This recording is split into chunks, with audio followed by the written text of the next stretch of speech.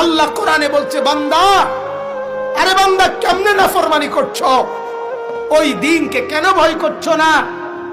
আমার হাসরের দিন, যেদিন হাসরের দিনের বিভীষিকা দেখে এক ছোট্ট বাচ্চা পর্যন্ত টেনশনে এই দাঁড়ানোতেই সে বুড়ো হয়ে যাবে, এরকম অবস্থা হবে।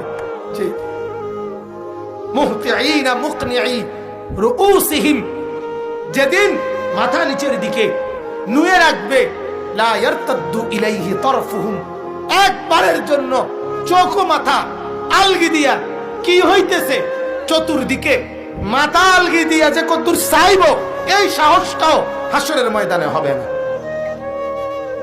অতএব বাপ, আমি এটাই বুঝাইলাম। আল্লাহ তাআলা বললেন, বান্দা, দুনিয়া খেলনা। দুনিয়া কি?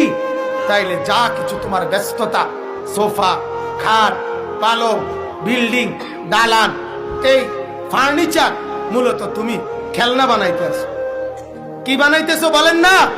খেলনা।